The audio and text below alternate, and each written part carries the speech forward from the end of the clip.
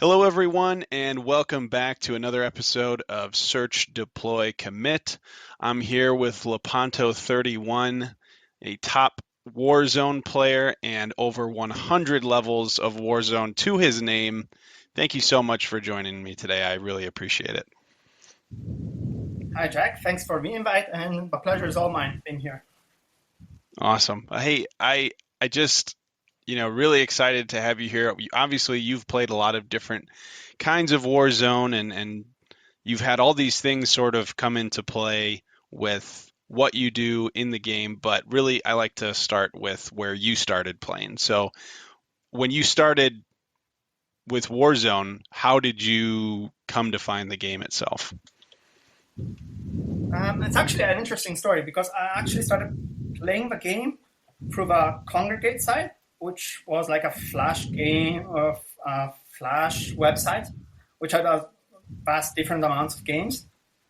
And from there, I actually ended up moving from Congregate site to a Warlight or Warzone site, and that is how it all started.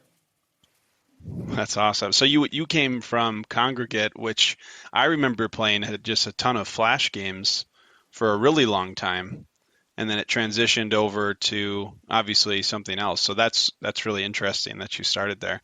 Did you end up playing with friends, or what did you find yourself doing inside of Warlight or Warzone when you first started? Well, I remember the version that was on the Congregate side was mostly just like small. You could actually like there were only some few templates you could actually choose from. So it was mostly like team games, 2v2 or 3v3 on Okay. the Fall of Jerusalem map or Rise of Rome map, but wasn't that much possibility. Not much configuration was possible on that side. So when I moved, it was actually like a whole new experience where it was a lot more to the game that I actually thought was before. Wow. So, I mean, like myself, and I still feel like this game is opening up to me all these new things that I just had no idea about, these communities that exist inside of the game. You had a similar experience, and obviously, talking about yourself, you've done a lot of single player levels, and that's kind of what I wanted to talk to you about today. How did you even start getting into that process? 'Cause obviously you were playing on Congregate, it didn't have that ability, and then you transitioned over to, at the time it was probably Warlight when you moved off of it, right? How did you start making levels in Warzone? Well, it's actually I think it's how the game is set up. When you actually first join the game, you actually start off I think on the single player page, and that's what a lot of the players actually start with, like just trying out a couple of the single player levels. Yeah, And what also really was really interesting for me was the community level section. So apart from the levels you can find, which are like the ones set in stone from a game, there's a whole series of levels which are just made from all the players playing daily, and it was like really interesting for me to create new levels and see how hard I could make a level.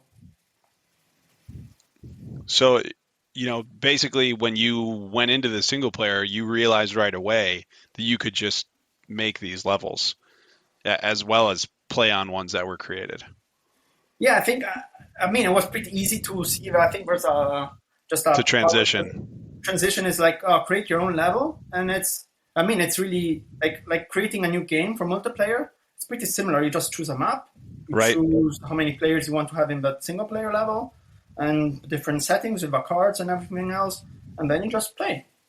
And it's really basic, especially for a lot of players because multiplayer it does take a lot of time. While single player, you just play at your own pace. So that's a lot of players that are actually playing a single player when they have their own time, just going through the level slowly without any rush. And I think it's a really big part of the game also. Yeah, I totally agree. I think it's a underutilized part of what Warzone is. And, even from my perspective, I've played a lot of single player.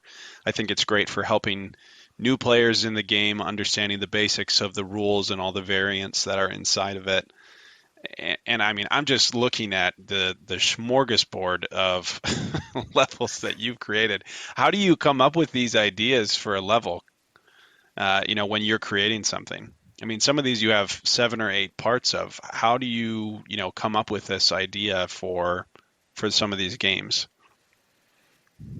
Well, that's part of a creative process. It's sometimes it's just like I look at the maps and I'm like inspired from the maps. Um, Lionheart is a really good map maker, and I've made many of my single player levels um, from his maps. Yeah. And sometimes there's like different styles to single player levels. So there's some of them which are just open, and some we call them puzzle levels, which only have one defined solution. Hmm. And so maybe you just think of like a new way you can use a card or a setting and see if there's like a trick with a solution. And it's just a lot of testing and finding out possible exploits. So it's a bit of fun, and it's usually testing with other players that are also like single player. And it's a bit of like, okay, I found this new exploit. How can I use it for a level? And it's usually just fun. It's something you can do it on your own time, and it doesn't really matter. It's just like something on the side. You can do whatever you want to do. Yeah, I think that's such a big draw to the game in general. And not only can you play the game that way, but you can create that way. And when you're making this, you talk about having people that you do testing with. When you get that initial idea, when you see, oh, there's this mechanic or there's this puzzle level, especially, I can't even think about how you would come up with that idea, first of all, but how do you plan something and test something for a new level? Like, what does that look like? What is your process to getting from start to finish? Well, I might start with like a concept, like maybe for a puzzle level. I think, okay, I want to use multi-attack for this puzzle level. And I give like to my opponents, AI opponents, I give them some special card settings, which are usually mostly like timers. Like I give them a sanction card to be used on a playing player, maybe Okay, on turn 2 or 3. So you know that you as a player, you are on a timer to kill the opponent within a given number of turns. Or if you don't do it, you're gonna lose the game because you won't have any income, or you get deployed, or different sure. cards can do different effects. But it's usually also thanks to my clan. I have a couple of clanmates which also usually play a single player. So like for example, also Muli, he does many different. He has done quite a lot of different single player puzzle levels, and he was also a bit part of an inspiration because his puzzle levels are pretty old. I think like 5, 6, 7 years old. Okay. And I mean, it's just a continuous process of playing. Nowadays, I do a bit. I don't play as much single player, but I'm still, when I get maybe some inspiration for a new level, I just test it out, try it out, and see if it's hard enough. I usually try to do them as hard as possible. So before I publish one, I usually keep on like increasing my difficulty level till I find Sure. it, okay, this is a really hard level. Probably not many people are gonna be able to beat it, but I mean that's mostly, it's also a challenge for me, like especially if it's not a puzzle level, but it's just like a normal level with Yeah. really hard settings. Like a challenge is for me to see if I can beat it. Right. Taking the time and the turns to figure it out. And I mean, like you said, you say you haven't done any in a while, but you've already made so many. I can't imagine how many more you could possibly make. The cool thing though that I'm thinking about when you're looking at single players is there's so many that you've made specifically. Some people maybe only make 1 or 2. If you had to pick like 2 or 3 of them, which ones would you say are your favorites specifically? Hmm, good question. I mean, the puzzle time with Prod 2.0, it's purely a puzzle level with only one solution, and it's a pretty neat way of using multi-attack, and I found it has a really elegant solution. So that's a nice level, I think. PuzzleTime, yeah. And puzzle time, the last level you can see on my page practically. Yeah, The Chronicles of Farland, which is a series I made that has 8 parts. It's the only like right. series part I made. Okay. Uh, it has a sort of a story behind it, and I actually tried to incorporate the playing players that actually played the level in how the next levels will play out. So, for example, the first winner of the first part actually was his layout for with how he ended the level was the starting layout for the second part of the level, and this goes on till the last part of Wow. the series. And so that was actually a pretty nice way of doing it. And also, which I actually like, it's the Impossible Series Caesar Challenge, which is taken from one of the first levels you actually encounter in the on the path, the single player's path, which are the game levels you actually Oh have, which is yeah. called Caesar Challenge, which normally is a pretty hard. It's the first hard level you encounter. And I remember there always being a lot of forum posts with people asking, "How does this? How can you help me out on this level, please?" And Yeah. my version of a level is actually a lot harder because it's a 3v1, while the other one is actually a free for all. My version is Okay. a 3v1, so it's a lot. It's really really hard. So it would take It's the a lot real challenge. it would take a lot of attempts to win. That's awesome. So yeah, I'll go ahead and I'll link all of those maps, in this description as well. Uh, and I know, obviously, I'm guessing there's some new maps that you're working on as well. But the other thing that I wanted to ask you about that we had, you had sent me a link for, and I had never heard of, is this community levels website, which I think is so cool, and more players need to know about it. Tell us about what this is. Is that the title of it, Community Levels? Exactly, which is actually a website made by Muli. So everything, like all the compliments should be given to him for the great work he has done, because he has been a great player for the game. He also has this user script, which adds a lot of functionality to the website. But this website actually is like a collection of the community levels stats.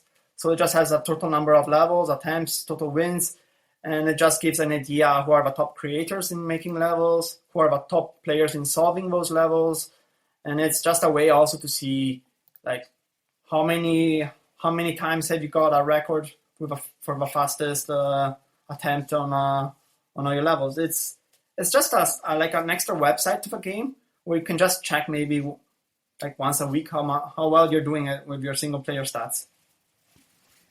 Right. And I think this is so great, and it helps, there's a little bit more sense of achievement, or just even maybe finding new levels that other people are playing on at the same time was really interesting to me. So not only can you get ranked for having really good scores in single player, but you can also, figure out what's like a new level that maybe I just haven't played on that somebody played on today or yesterday. And I think that in itself is really, really great. So, I'm really glad you brought this up and wanted to talk about it. Is there anything else about this site that we should be aware of, or anything that you find interesting to point out that maybe we haven't mentioned already? Well, like I said, first of all,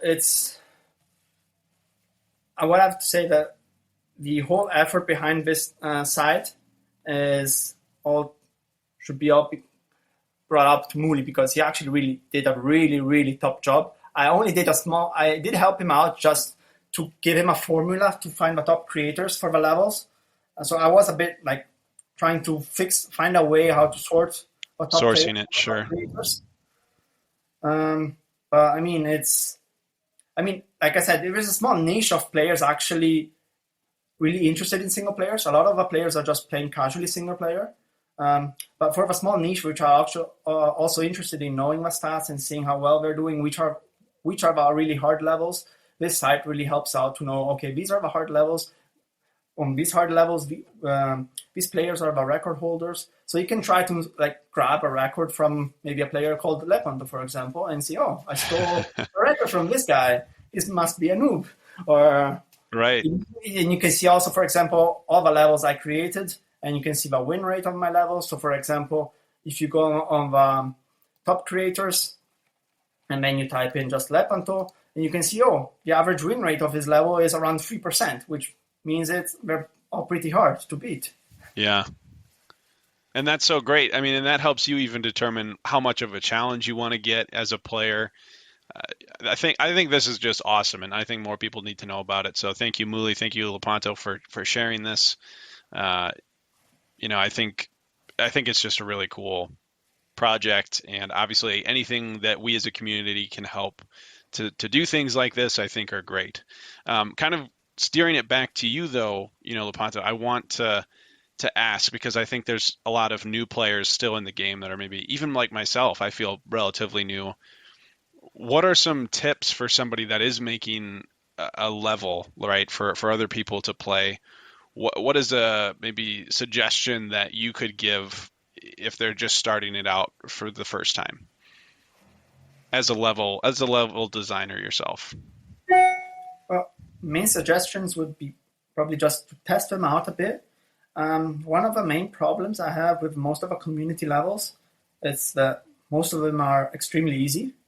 So I could use the autopilot function and just let the bot play them most of the levels, and there would be an automatic win. And those levels I feel are not really interesting or challenging at all. Um, so it's most of the time it's like, okay, test your own levels out. See, obviously, if you can to be able to publish a level, you have to beat it before. So that's part of a level. So you cannot make impossible levels. You have to be able to beat them in order to publish them. And therefore, I say when creating a level, you don't have to, even if you see you're winning it, you don't have to complete it and publish it. You can go back to a drawing board and let's see, okay, this level is a bit too easy. Let's increase the enemy stacks or give them better cards or add one or two more opponents. It's more of like testing things out for a bit before actually clicking on the publishing level and seeing, okay, this is the level I want. It has the right difficulty. It doesn't have to be impossible to beat, but it has to give some sort of challenge. I think it's a good compromise. Finding something that is challenging, but it's also beatable. And obviously my levels are really hard, so I wouldn't say you have to follow my example, but maybe don't do stuff that like for 90% of our players are an out to win. Right.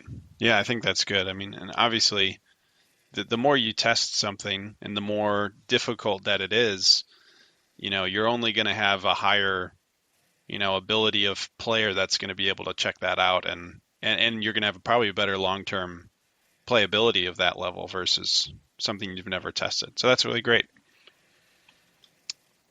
This is kind of the section of the interview where I just sort of ask somebody like yourself that's been playing for a long time and you've seen, maybe even more changes than other people coming from congregate, right? In the game itself, in the future of Warzone or in the community, what would you like to see improved in the future of the Warzone game or the community itself? This is kind of your soapbox moment. Oh, it's hard to say. I mean, there have been a lot of changes. Like, for example, one big change was actually the phone app, because most of the time I'm actually playing on my phone. Um, and so having a phone app, it's a big deal because it just like if you have to play a game or have to play your turn, you just hop on quickly on your phone and can play. I've seen the Warzone Idol has been added, and I know a lot of players actually play Warzone Idol. So there has been some good changes, or some new additions to the game, which I find interesting. I still think like some basic stuff has been out there long enough for membership for premium members that should be made normal for now, like commanders or bomb cards or mods, Mm, even the possibility for all players to use them nowadays, sure. and just get all the community behind them. Like for example, mods, which is a really big part of the game. I practically never see multiplayer games with mods in the competitive settings. Why is that? Because most players don't have a membership. I find it's a bit sad. It's a bit lacking because it's a part of a game, but like it's really niche, put to the side, and not many players are actually using them. And they actually add a lot of customization possibilities to the game. But like, if I have to be honest, I think I've played less than 5 games with mods in my whole Warlight experience. Right. So just a call for, maybe some additional capabilities added for non-members, and you should mention, you're a member yourself as well, obviously, so you can say that in some ways, right? Yes. Yeah, I feel entitled to, like, for example, like the bomb cards. It's just a Yeah, basic card, but it's still blocked behind membership, which I find it sure. makes no sense. Or for example, commanders, it's on the same part of it. It's like they have been added, I think, for like 2 or 3 years already. So I don't understand why they. I mean, I understand part of it is like wanting to Sure. have some extra benefits being a member, Yeah, being sure. non-members, but maybe Fitzer should start thinking about something new to add to the membership packet or package, and take something like I said, like bomb cards, commanders, and mods away from Sure. it and giving it to the general public. Yeah. Yeah, I think it's, all things that it's just good to talk about because, when else will you get an opportunity? So I like to try and give that opportunity out. Kind of to help wrap this interview up, thanks again for being here. But um, as a player, what is it about Warzone that you just really enjoy? Something that just keeps bringing you back to the game. Maybe we all have other things that we do in life outside of, gaming, whether it be, extracurricular activities or maybe even other games. But what is it about Warzone that brings you back to playing it again? I think it's also the easiness with which you can play. I mean, for single player, it's just like I said, you can just take out my phone, go on a single player page, and just click a level and just play for 10, 20, 30 minutes without no pressure at all, and just play when I have some free time. And for the multiplayer, it's also part of a community. There's a really strong community behind this game, and it's also a part of it is also being like in this part of competition and see how good you are, how good you can be, how much can you learn, and it's always a bit about talking with other members and seeing, okay, where can I improve, which templates am I good at, which templates I have no experience at, and it's part of all of this mix is that you can just go on your computer or phone and just enter in a game like in 2 minutes, and it's part of the easiness with which you can actually just play. You don't have to wait. It's just like, oh, I have 30 minutes time. Let's do a game, and I think it's part of a magic of a game, because obviously it just remembers a lot of players with a risk. So many players obviously come from the background we having played a board game, and this competitiveness in fighting other players and conquering the whole world, and it's just this part of a game which a lot of players like, just being able to compete with another player and do it also in a online real setting, be it a real time or multi-day game. But it's still, for a lot of people, that is the main core of a game. It's like, okay, I can just hop on and play. Yeah, I think you're 100% right. Right, as a board gamer myself, and I'm sure, like you said, many others are. It's just that desire to have maybe a competitive game that a lot of the general public maybe just wouldn't enjoy. So I agree. I think Warzone really helps scratch that itch, right?